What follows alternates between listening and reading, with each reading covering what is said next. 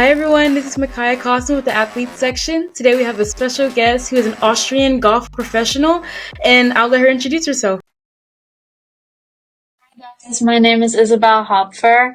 I just turned pro this summer after graduating from the University of Georgia and being a student athlete there for 4 years. Yes, so Isabella is also a Vienna, Austria native, right? Did I say that right? Yes, Yes, yeah. and she went to my alma mater around the same time I did, and we actually kind of knew each other. We crossed paths when we was in the same journalism program, and then we both ended up being in the same sports media program, but we didn't have an overlap in classes during that program. We still saw each other, so it was really neat. And she was on the golf team there, and it got a lot of accomplishments and awards as well. So we'll definitely dive into that. Yay! So first off, I kind of want to talk about, before we get into what started your golf career, I want to talk about you growing up in Austria and then making that transition and move to the US and then go to college at University of Georgia and everything. So let's talk about that journey. Yeah, so I would say my journey maybe was a bit easier than other international athletes because my mom is from Minnesota. So when I was younger and growing up in Austria, I had often already traveled to the States and just I knew the culture. So yeah, I would say it wasn't as big of a culture shock to me as maybe for some other people. Um, when I was in high school back in Austria, growing up here, I always dreamt of living in America. I would have already wanted to go for high school and move there, but my parents said no, I should finish high school in Austria. So I thought, okay, I'll get to the States through college, and then obviously through a golf scholarship. Wow. How did you obtain that scholarship? And then I know you mentioned that you already kind of were dreaming about the US. What about the US kind of sparked that interest or that dream? And was it everything you expected, or was it a little bit more, or how was it for you? I would say so. When I was 12, I set my mind, okay, I want to play college golf. So I started emailing some coaches back then, and the rules, like the NCAA rules, were a bit complicated. So, like, they couldn't directly talk to me, not until September 1st of my junior year. So I don't even think they could talk with my parents. It had to go like through a coach or something. But I kept emailing the schools that I was interested in. And then when I was 16, 17, I visited like 9 different schools. And in the end, I chose Georgia. I just really felt like home and I loved it the best. Um, and yeah, I would say, sorry, what were the other questions? No, you're good. Just what sparked that dream to come to the US? And Right. yeah, what interested you in the US in general? So I would say, like golf in Austria is not very popular. It's more soccer and skiing in Austria. And I know golf in America is very big. So definitely that golf is so popular in America and you have such beautiful golf courses. That was definitely, um, one reason why I wanted to go to America. And then I also love American football. Hmm. And I mean, in the past years, it's been growing in Europe and people are getting more into it, but still in America, it's way bigger. Yeah, that's so true. I did see that you were a Vikings fan and that you also followed the Vienna Vikings. So I do want to touch on that Yeah. as well. Before we get to that, let's talk about your beginning of golf. How did it start for you? So yeah, my whole family in Minnesota, they played golf. My grandpa in Minnesota, he loved golf. And my dad, at the time when my parents met, he didn't play golf or know much about golf, obviously, because it's not that popular in Austria. But he then got into it through my mother's family. And then when I was younger, my parents on the weekends, they would um, bring me to my grandma and they would go golfing. And I think I was maybe 3 or 4 years old. I started asking where they were going and if I could come. So then they took me with them. And once I think my dad brought home like plastic golf clubs from a business trip. So yeah, at the age of 3 or 4, I just got into it. And then every summer I would do like golf camps. Back then I also did horseback riding and tennis. And at one point I then had to decide if I wanted to do a horseback riding summer camp or golf camp, and I then decided for golf. So then I kind of stopped the other sports and really just focused on golf. And are you still, I mean, obviously you're professional now and was able to play in golf. Do you ever wish that you went back to try the other sports a little bit longer, or are you glad that golf was the decision that you made? I'm glad I didn't necessarily stick to horseback riding, but sometimes I wish maybe to have given tennis more of a try. Yeah. Okay, nice. I also saw that when you were about 13 or 14, you were the youngest winner of the Austrian Ladies Match Play Championship. Tell us about that experience and like what that meant to you. Yeah, so I think it was the first time that I played that tournament in Austria. But yeah, it was like a complete match play tournament. I was the youngest to participate and then also the youngest winner. And yeah, I mean, it was a huge accomplishment and great experience. I don't think, like, going into it, I didn't really expect anything. So yeah. That is a really great accomplishment. I saw that, I was like, wow, that's really neat. Definitely bragging rights for sure. What is the Austrian culture like? Like when you travel between both there and then coming to the US, what can I guess the travelers, what can visitors expect to see when they go down to Austria for the first time? What is their expectation, or what is something that's gonna be maybe a culture shock for them, or something that just like really like is a difference between the US? hmm I would say because I'm from Vienna and it's a big city, the public transportation is very good in Austria and in Vienna. Like if you live in Vienna, you don't need a car. A car is actually just a burden for you because you have subways, trams, buses. So yeah, that's really positive because I feel like, especially when I was in Athens, I feel like I needed a car to get everywhere. Mm. Um, then I would say also a difference is, I mean, it was actually really nice in America that the stores and everything are open, first of all, Monday through Sunday and so late, because in Austria, nothing's open, like no grocery store or shops are open on Sundays. And then on Saturdays, they also already close at 4 or 5 p.m. And the usual time during the week until that they stay open is like latest 7 p.m. Most of the shops, grocery stores close at 6 p.m. So Wow. yeah.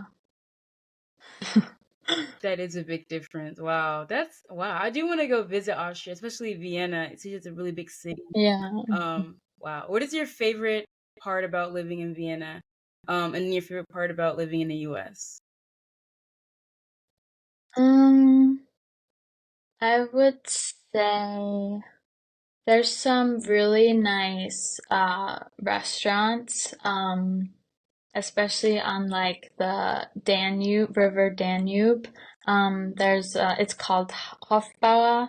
They have like a sailing school, and it's just like a really nice atmosphere when you go eat there. So I like going there. Then about the States, yeah, I mean, just like the golf courses, they're all so nice and in great shape. And then just that they're all crazy for sports.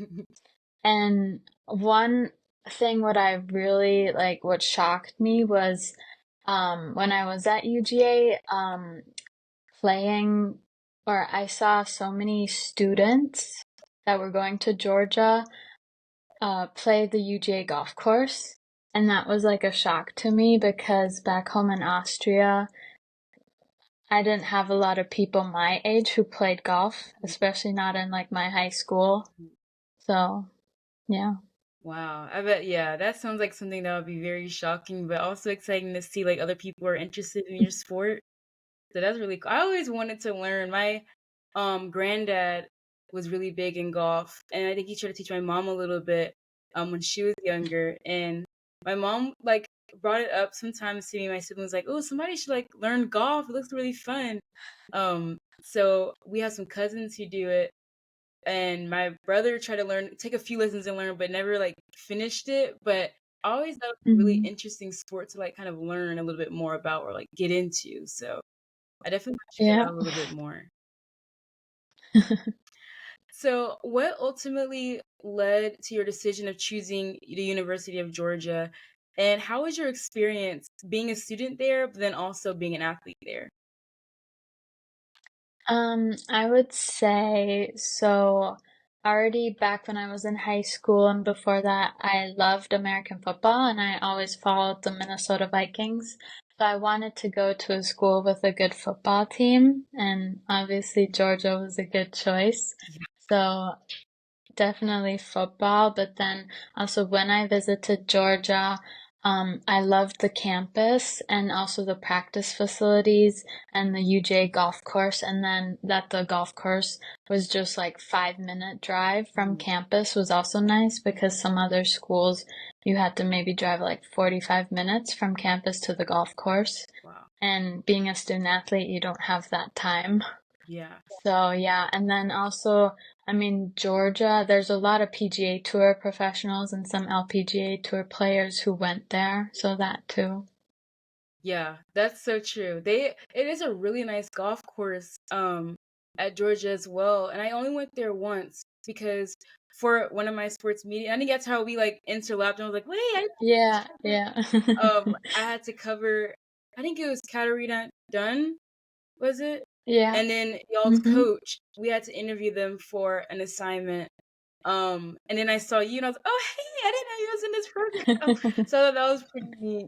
But I was like, this is a really nice, like, beautiful course. And like you said, it's not too far away. I took a lift because I didn't have my car on campus, but it was not too far away from the campus at all. And it was just really beautiful. I was like, wow, this is, but I didn't know until now that anybody could have just went on there and just hit. That's so interesting. Yeah. Wow. Too late now, but that's pretty good to know. Like, wow, that's kind of cool. So And I think another thing, no, sorry, go ahead. another another thing that also like raised my interest level was that we got to play Augusta National once a year through Georgia. So in 2021, I got invited to play in the Augusta National Women's Amateur. That's like an tournament. Um, but but then the other years I also got to play it with like the Georgia team, so that was also a cool experience. Yeah, that is cool. Tell us about that experience. Like, what all was entailing? I guess when you got there, the trip itself, and then like, what do people look forward to during those tournaments? So like when we get to play Augusta National, we like would carpool because not the whole team got to play, so only a few people. And we drove there and we had to wait like for the member who was hosting us to tell us, okay, we can enter the driveway. So then we like drove down Magnolia Lane, and I would like videotape it and then I'd also like make fun or like say, oh, my car drove down Lane because I don't think a lot of people can say that because it's just so private to get into that course. Wow. And then we'd have lunch with the members who we were playing with. After lunch, we'd go hit some balls and warm up, and then we'd go play 18 holes. And it was great experience and a really nice course. And then after, they also let us into the official pro shop. So, like, if you go watch the Masters, you can go into the merchandise building, but you don't have the opportunity to go into that pro shop. So that's also very special. Wow, that sounds like a really unique and fun experience to have. Definitely one for the books. So also, okay, before we get into more golf, because I am very interested in learning a little bit more about it, um, let's talk about your fandom for the Minnesota Vikings. Right now, they're 7-2. They just won against the Jaguars. I mean, by the time this episode comes out, the the stats would be a little bit more different. But as of right now, they're 7-2, one against the Jaguars. But tell me about what got you interested in the Minnesota Vikings in general, and like what do you like about your team? So I think I was 12 years old. Me and my parents, we flew to Minnesota over Christmas and New Year's for 2 weeks, because my grandpa in Minnesota, he had like a brain tumor and like he had like it got operated and he had chemo, so we didn't know how much longer he would live. And I think the last time I had been to Minnesota to see my family was 7 years ago. So we just had to like make the trip to go see everyone. And we bought some tickets to like a Minnesota Timberwolves game, and then also a Vikings game. And that was like my first football game ever. It was the last game in I think they called it the Metrodome. Um, uh, that was the last game there, and then they would knock it down, and then they built the new US Bank Stadium, so that was also kind of special. And I went with my parents and my aunt, and I was sitting next to my aunt. It was so loud. I had never watched a football game before, and I had no idea what was going on. So my aunt like typed the basic rules on her phone, like with the you have 4 tries to get the next first down and everything. And I read through those, so I started to learn. And I don't know, after that game, I totally got interested in football. And then when I got back home to Austria that following fall, I really started watching every Vikings game. And yeah, I feel like it's always more fun to be a fan of a team than just to generally watch a game. So, Yeah, I agree. It's really fun to be a fan because then you can just have someone to root for and just keep up with their games, keep up with your favorite players. And even if you don't know all about it, it's nice to know like the basics and just watching it and just supporting your team, having someone to support, and get mad at yeah. when you're not doing so well. Oh, yeah. That is really neat. I like that. So also I saw that there's a Vienna Vikings football team for the European Football League. Tell me about the compare and contrast between the two leagues, and also are they pretty similar in some ways when it comes to both being Vikings and both having the same colors and everything? So I went to 2 Vienna Vikings games, and then I also went to the like European American football kind of Super Bowl type, so like the big finale at the end of the season. And at the first Vienna Vikings game I went to, I mean, also going to Georgia, seeing them play football, you notice that the level is maybe not as high or good, I would say. Um, because in that first Vikings game, like the kicker, after they scored a touchdown, he didn't make a single field goal. So that kind of shocked me. Yeah. I mean, then when I went to the second game, which was more towards the end of the season, it was the same kicker and he made all of them. So I think that was the first game was the second game of their season. So maybe he just had to get into it Get again. warmed up. But yeah, exactly. And then also like the big finale, it was Vienna Vikings against Rhine Fire. That was basically the European Super Bowl. Hmm. And there it was a bit disappointing because honestly, Vienna Vikings, they had no chance. Like Rhine Fire dominated, and it was in a pretty big soccer stadium, and it was near Düsseldorf, so that's where Rheinfire's from. So obviously they had all of their fans there, Uh, so they were super loud. when the Vikings were on offense. And I feel like you could tell that maybe they hadn't experienced that much or couldn't deal with it that good. And then when you think like Georgia football, they play the SEC championship in Atlanta, or they play the Jacksonville game at the Jacksonville NFL Stadium. So I feel like maybe like those better college teams are just more used to playing in bigger stadiums. Probably so, yeah. But wow, I didn't even know. I mean, I guess because I wasn't privy to the different teams that are out there outside of the US, I didn't know there was like a specific football league for Europe. And just kind of like learning more about it after researching, I was like, wow, this is kind of cool. But like you said, there Yeah. is a little bit of a, I guess, competition difference between the two. Mm. But that's nice that you still have that there. So that's pretty cool. So what for people, especially like me included, who are just now getting into golf or want to learn more about it to be able to know what's going on when they're watching it? I know you mentioned 18 holes earlier. What are some terms and things that they have to keep in mind before getting into watching golf or even playing golf? Yeah, okay, so a normal round of golf consists of 18 holes, and it's usually split like into 9 holes each. So like you call the first nine, like 1 through 9 are the front nine, and then 10 through 18 are the back nine. Then you have three different hole types, if that makes sense. So like par three is the shortest.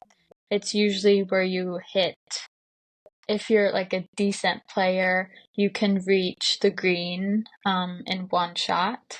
A par four is then a bit longer, where you usually need two shots to hit the green, and then a par five. Sometimes if you're like a long hitter, you can go for it in two shots, but normally it's three shots. So yeah, you have like par three, par four, par five. Then yeah, you have like obviously the tee box. That's where you start the hole, tee it up, and you hit the ball. That's your first shot. Then the fairway is the shortly mown grass. You have the rough. That's a bit higher grass.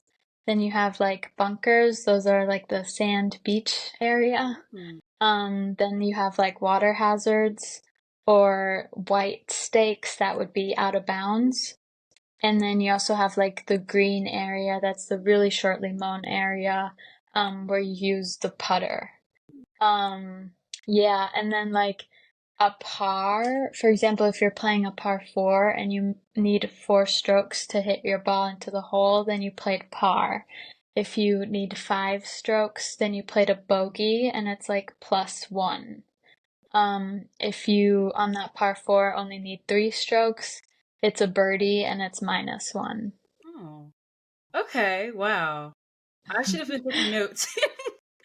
But I like that. Wow. That's all these terms, like, and I have heard par four, par three before. I'm like, what is that? Like, but it's definitely like I won't want to say in a league of its own, but definitely like a whole nother atmosphere of learning like the terms and learning the things you have to do to like get like let's say a hole in one and all of that great. It's just it's really neat, and I want to learn more about it because even in the sports media program we were in, they would give out like or they would tell people about different opportunities to volunteer with different golf clubs and just do that. And I was like, that's so interesting. It's definitely something I feel like you can learn as you go, especially if you're working with it, but it is very unique Mhm. and interesting. And it's really nice like talking to you, learning from someone who's a professional in it. So yeah, it's really neat.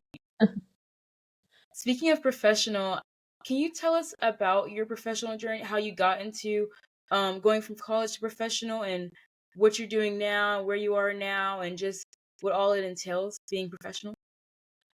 Yeah, so after graduation in May, I came back to Austria, and because I'm on the Austrian national team here, I still had to stay amateur Mm. for 2 more months. I think till mid-July, I stayed amateur because there were a few tournaments that I still had to play for the Austrian national team. And then after that last tournament, mid-July, I changed my status and said, okay, I'm a professional golfer now. That process was actually pretty simple. I just had to like email my club here in Austria and say that I'm a pro now, and they just changed my status to pro. And yeah, then over summer and now in the fall, I've been playing some professional golf tournaments. And actually, the main difference between being an amateur golfer and professional golfer is like as a professional golfer, you can earn money. Like being an amateur golfer, all those amateur tournaments, there's no prize money that you can win. So yeah, that's basically the big difference. And then so in December, I have the Ladies European Tour qualifying school coming up because right now I don't have a status unlike the Ladies European Tour. So every year they have, it's called qualifying school. And that'll be in December in Morocco.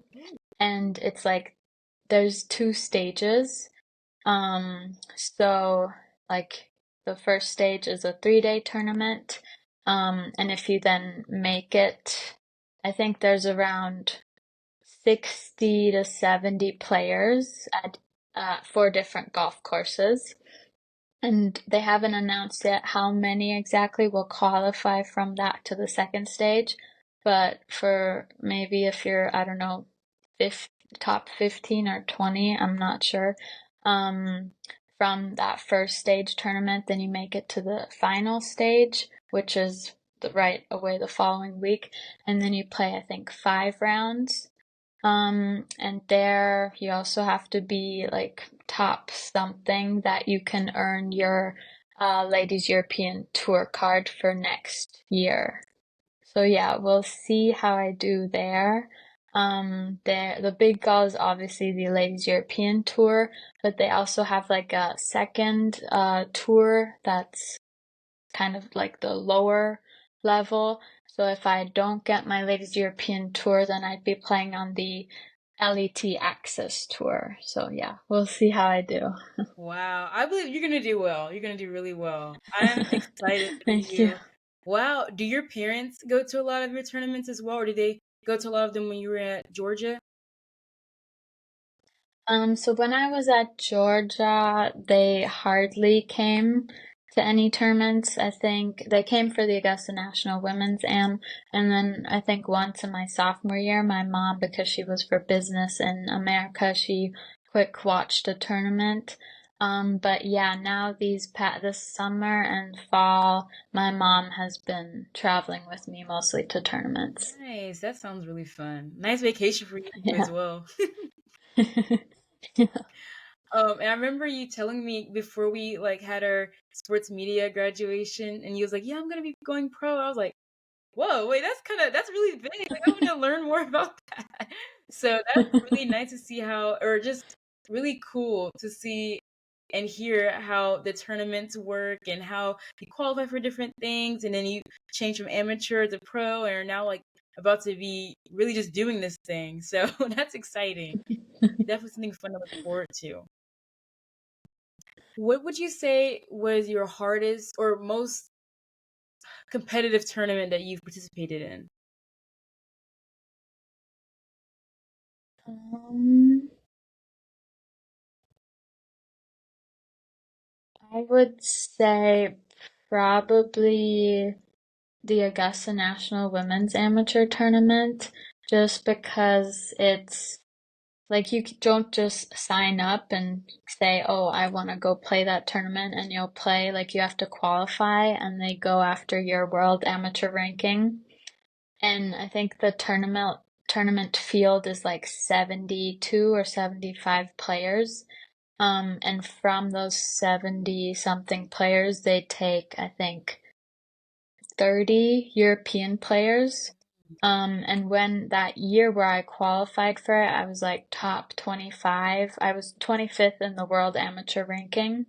And that just like got me into the tournament. So it's really not easy to qualify for that tournament. So yeah. And then just how well that tournament was organized and everything was crazy. Wow, that sounds really fun. I want to go. I'm gonna try to make it a point. There's a lot of sports that I haven't been able to go and like watch, and that's one of them. So I definitely want to make a point to go and watch some tournaments for sure, in person and Yeah. go to a match. There's other sports as well that I've made a mental note to go watch, but that's definitely one of them. So what we're getting to the last few questions here. It is getting close to time. But it's been a great conversation. I'm definitely learning a lot and enjoying this. So um what are some relaxation or activities that you like to do outside of golf? I know that you also do a little bit of skiing as well. I think I saw on your Instagram and you said that they do that a lot at Vienna. But how did you get into that? And what are some other things that you like to do to kind of get your mind off of just tournaments for a minute and just have some fun outside of it? Yeah, so I would say skiing when I was already pretty young. My parents and I, we would go skiing for a week every winter. And I feel like very many Austrians just know how to ski or go skiing. Then there was a time period where I think didn't go skiing for like 7 or 9 years just because of golf, and it is pretty dangerous. Mm, I think in my sophomore year, then that Christmas when I was back home, we went skiing again for the first time in a really long time again. And at first I was kind of nervous or scared just because I hadn't done it in so many years, but then I got back into it and I really enjoy it.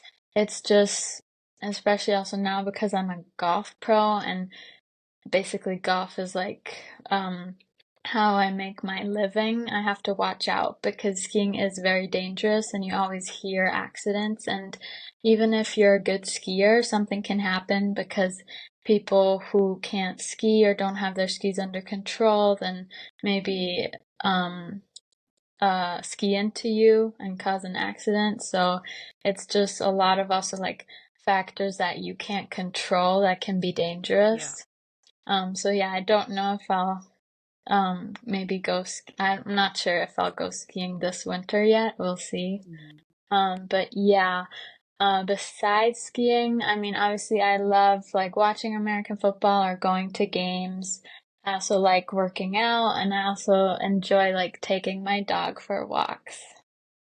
Those sound really relaxing and enjoyable for sure, especially going to the games and working out. I'm trying to get more into working out.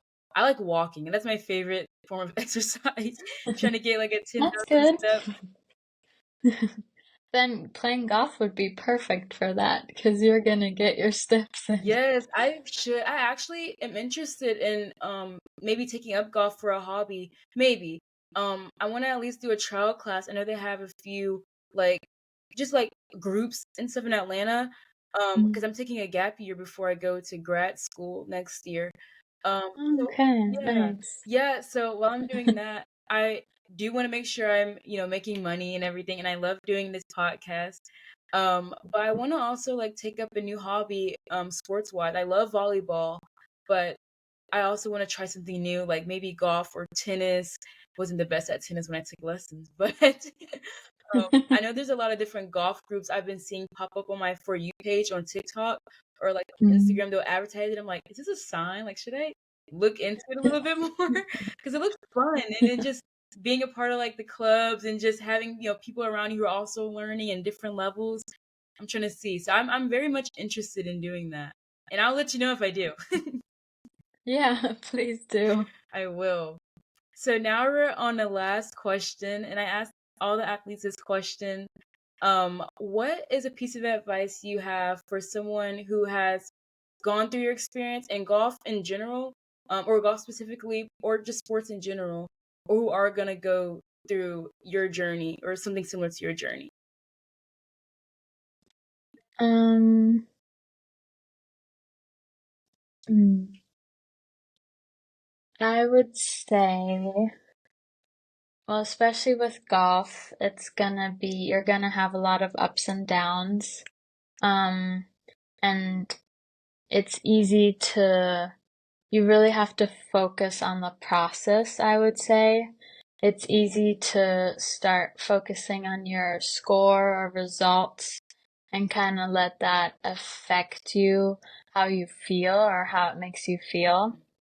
Um, so really focus on the process and stick to your routines, and try to say, even if you had a bad day on the course score wise, if you did your routines, and the plan that you actually wanted to do, then it still was a good day, because like the results, the score, the outcome is, you can't really control that. You can only control like how you prepare for your shot, if you visualize it and stuff like that. So I think it's really important to put more focus on that than at the score result that you did that day, I'd say.